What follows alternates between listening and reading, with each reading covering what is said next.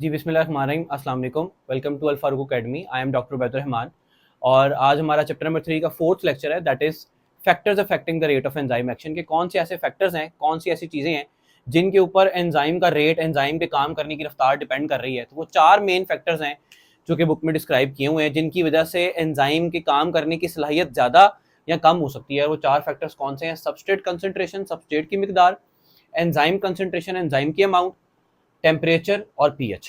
یہ 4 فیکٹرز ہیں جن کے اوپر انزائم کا ریٹ ڈیپینڈ کرتا ہے کہ ان 4 فیکٹرز کے کم یا زیادہ ہونے سے انزائم کا ریٹ اوپر نیچے ہو سکتا ہے.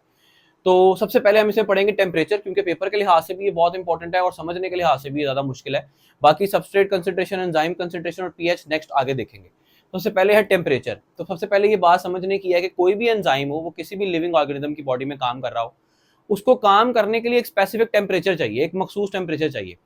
ایسا خاص اسپیسیفک ٹیمپریچر جس پہ انزائم اپنا بیسٹ کام کرے گا، ایسے ٹیمپریچر کو بولتے ہیں آپٹیمم ٹیمپریچر. اور جو بھی اس لیونگ آرگینزم کی باڈی کا نارمل ٹیمپریچر ہوگا، جس طرح ہیومن بینگز کا 37 ڈگری سینٹی گریڈ ہے یا 98.6 فارن ہائٹ ہے، اس کا مطلب یہ ہے کہ یہ ہمارے باڈی کا آپٹیمم ٹیمپریچر ہے. تو ہماری باڈی میں جتنے بھی انزائمز ہیں، چاہے وہ لیور میں کام کر رہے ہوں، اسٹمک میں کام کر رہے ہوں، انٹسٹائنز میں کام کر رہے ہوں یا ریسپریٹری سسٹم میں کام کر رہے ہوں، جتنے بھی انزائمز ہیں ان سب کا جو آپٹیمم ٹیمپریچر ہے that will be 37 degree centi grade یا پھر 98.6 فارن ہائٹ.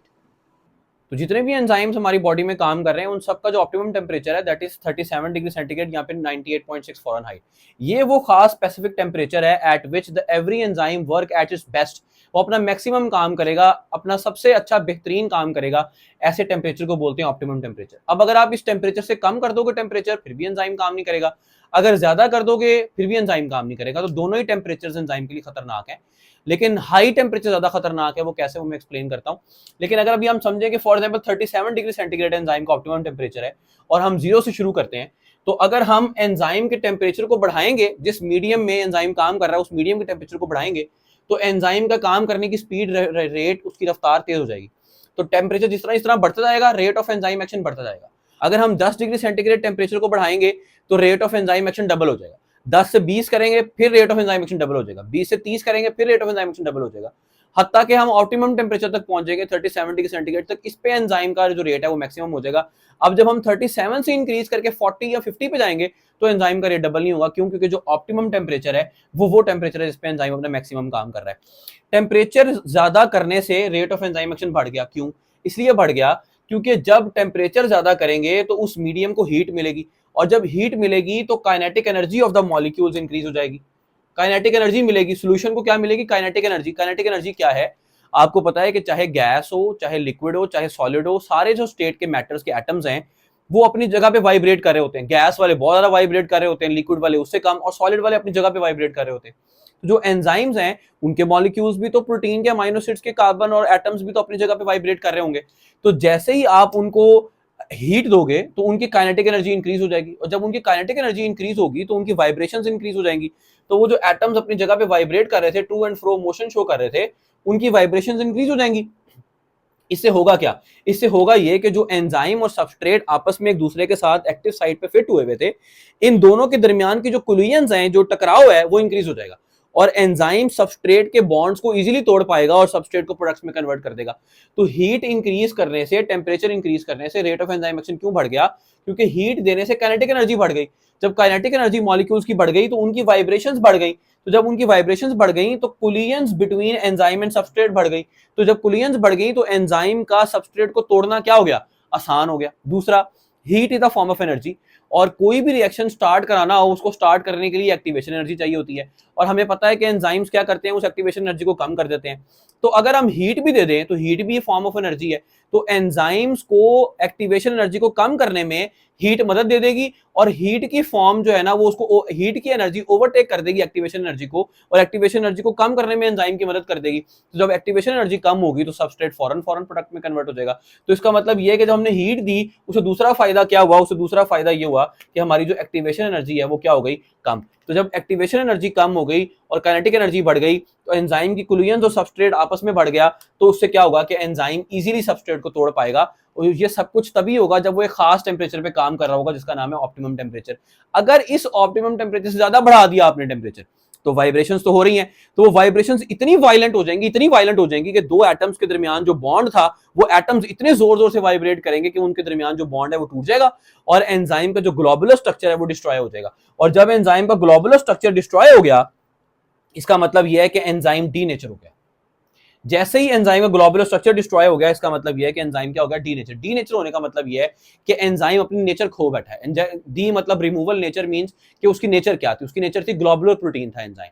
तो जब एंजाइम अपनी नेचर ही खो बैठा, इसका मतलब यह है कि एंजाइम फारग हो गया। अभी जब एक दफा एंजाइम डीनेचर हो गया, अभी दोबारा इस्तेमाल नहीं हो सकता, अभी दोबारा कभी भी इस्तेमाल नहीं हो सकता। ये नहीं है डीनेचरेशन का मतलब कि ये इनएक्टिव हो गया, लेकिन जब हम इसको टेम्परेचर वापस डाउन करेंगे 37 पे लेके आएंगे तो ये फिर काम करना शुरू कर देगा। ऐसा नहीं है। एंजाइम डीनेचर हो गया, इसका मतलब उसका स्ट्रक्चर टूट गया। अब इसको तोड़ के रिसाइकल करके अमाइनो एसिड्स को अलग करके रिसाइकल दोबारा से जोड़ के प्रोटीन्स बनाई जा सकती हैं, अमाइनो एसिड्स बनाए जा सकते हैं, लेकिन ऐसा नहीं है कि दोबारा इस्तेमाल होगा।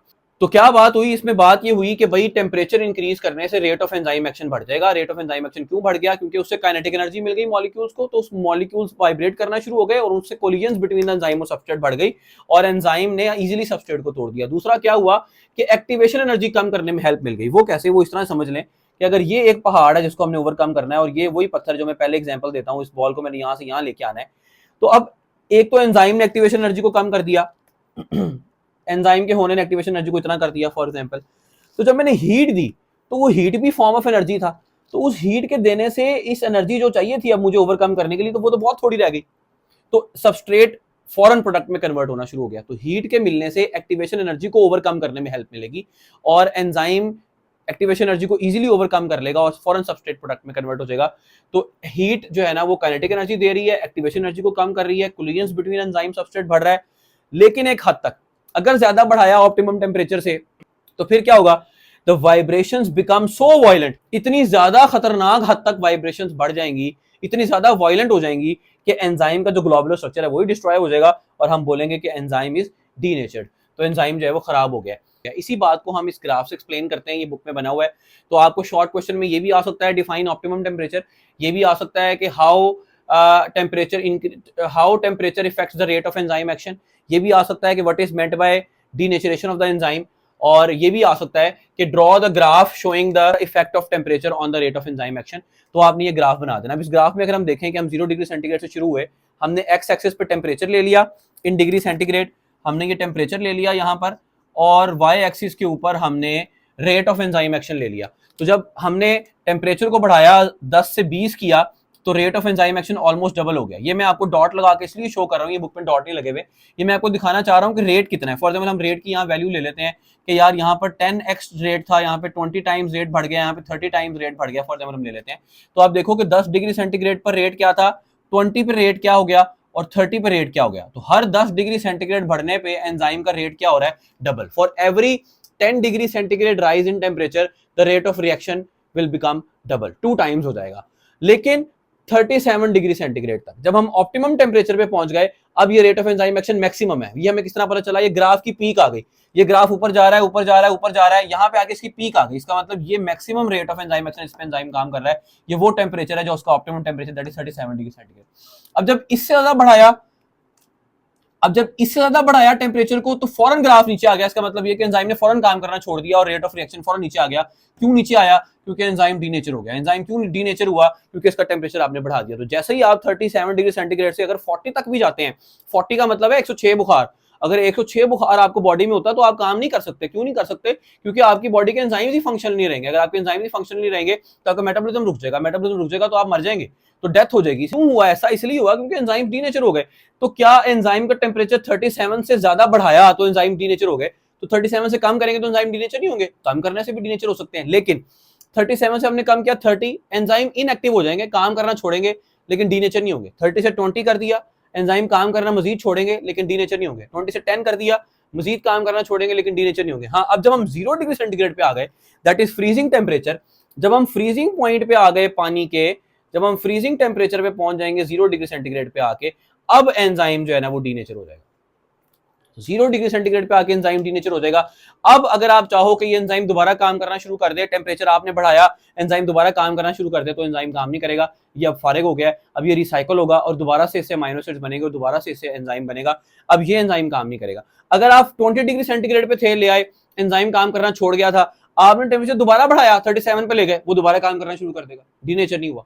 तो डीनेचुरेशन के लिए पॉइंट हाई टेम्परेचर ज्यादा खतरनाक है लो टेम्परेचर की निस्बत। लो टेम्परेचर में कौन से टेम्परेचर पे जाके एंजाइम काम करना बिल्कुल छोड़ देगा, डीनेचर हो जाएगा, फ्रीजिंग टेम्परेचर पे जाकर 0 डिग्री सेंटीग्रेड के ऊपर, ठीक है। डीनेचुरेशन आप लोगों ने भी देखी, आप सबने एग को फ्राई किया, जब आप अंडे को फ्राई करते हैं, अंडे को तवे पे डालते हैं, तो उसमें एल्ब्यूमिन है, जो एग व्हाइट है वो एल्ब्यूमिन है, जैसे ही हम उसको डालते हैं वो ट्रांसपेरेंट होती है, जैसे हम डालते हैं साथ ही वो व्हाइट हो जाती है। तो असल में क्या हुई, प्रोटीन्स कोआगुलेट हो गई, प्रोटीन्स जम गई, प्रोटीन्स डीनेचर हो गई। जैसे ही एंजाइम की उसकी एल्ब्यूमिन की प्रोटीन्स डीनेचर हुई तो साथ ही उसका कलर चेंज हो गया और उसने फंक्शन अपना छोड़ दिया। अब उस फ्राई अंडे को हम कहें कि आप चूचा बनाओ, चिक बनाओ, तो वो तो नहीं बनाएगा। इसका मतलब ये है कि एंजाइम्स और प्रोटीन सारी की सारी क्या हो गई, उसकी खराब हो गई।